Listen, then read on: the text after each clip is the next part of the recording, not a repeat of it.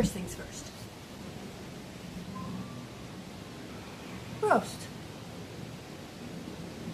Hey everyone, Christy here. I was on holiday enjoying myself, and then I saw Paul Joseph Watson's tweet. I should stay off Twitter when I'm on holiday. But again, the stupidity, I couldn't stop myself. I had to make a response. I've got like 10 pages of notes here, so I've got to get them in order. Sorry. Right, so Paul Joseph Watson was trying to make fun of the fact that a feminist scholar, philosopher, was questioning the concept of objectivity in science, and also the article that he linked to mentioned the problem with sexism in science. And both of them are scoffing at this as if on its face these ideas are ridiculous. When the fact is, anyone who's actually studied a little bit of philosophy of science and a little bit of understanding of, let's just say, sexism in medical studies would know that these are completely valid subjects to be talking about. So let's start at the beginning.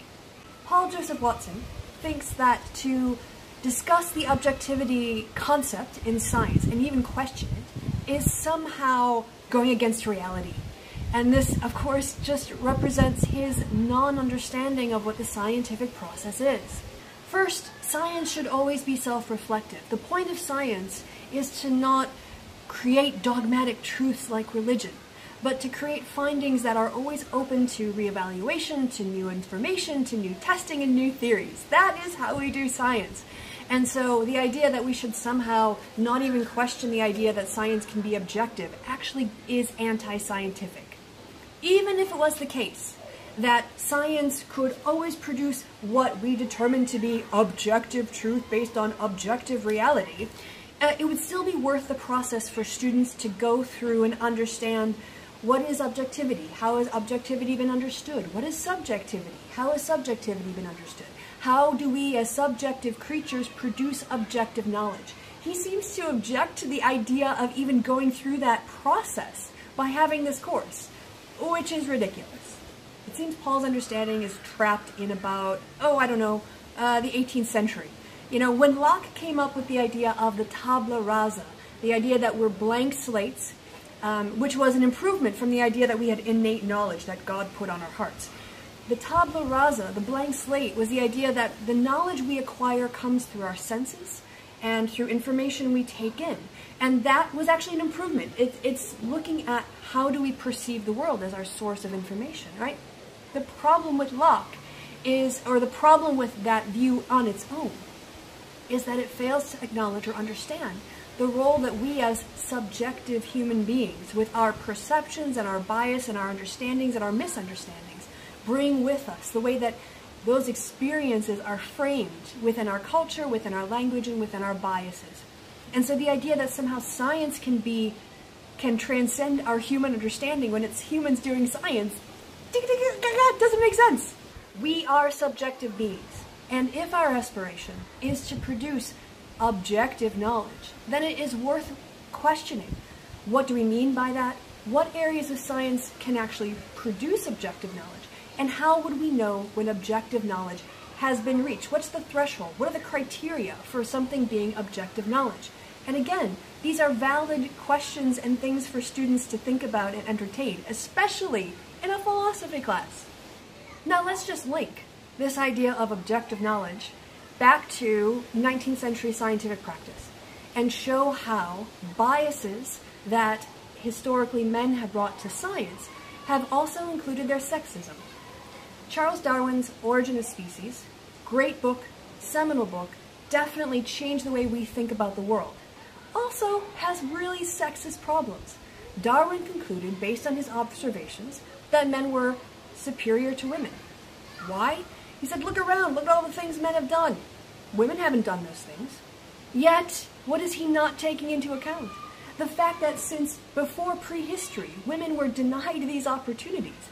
And since history, women have been, for the most part, except for maybe some very elite women in some communities, denied education, denied opportunity to do and think for themselves, denied opportunity to be creative and to make creative contributions. So is it that women are inferior, or, no, or is it the case that men have systematically oppressed women to prevent them from showing their talent? Yet that's not the conclusion Darwin reached. Why? Because he thought men were superior to women. So it didn't occur to him to question the system. He was looking at it from biology. He wasn't looking at social structures. And that's the kind of critique that feminism would bring to such a scientific claim. We still see sexism in medical research, for instance, which is science, right? And we see that historically, for instance, can take the issue of heart attacks. Historically, men who are scientists didn't want to have women in their studies because women's hormones fluctuate, and they didn't want to bother controlling for the effect of hormone changes. So they would just use male subjects on, let's say, heart attacks and how people present when they have heart attacks. So they use all male subjects, and they find these are the things that happen when you have a heart attack. Except that's what happens when men have heart attacks. What we're learning is that women present with different heart attack symptoms, which go unnoticed and untreated because they're not included in the studies. And women have died. That's a huge problem with sexism in science. And it's those kinds of biases and being aware of those kinds of biases that a course like the one he's objecting to would make students aware of and sensitive to and question other studies to see whether or not they're engaging in the same kind of sexist behaviors. So look, if Paul Joseph Watson really cares about good science, and by good science here we mean results that accurately reflect the full variety of what we can observe in the real world, then these feminist critiques are necessary. And frankly, I think we should be applauding those who brought feminist critiques to medicine, to other parts of science, to expose sexism that people bring to their methodological approaches, to their perspective on how to do science, because it's a blinder, and it's tainting the results, it's skewing the results, it's limiting their results. So if anything, we should be applauding feminist critiques, not mocking them. And certainly what they are doing isn't questioning, they're not attacking reality, they're actually making science better. And if Paul made any effort to understand science, he would know that. Now, to wrap this up, I'm going to put some links in the description box below.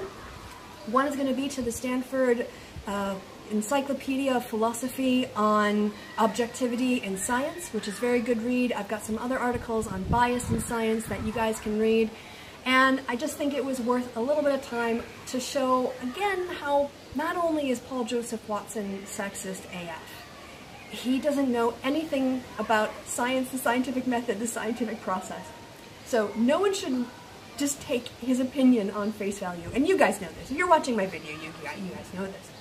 But really, he's ruining my holiday with his stupidity. Damn.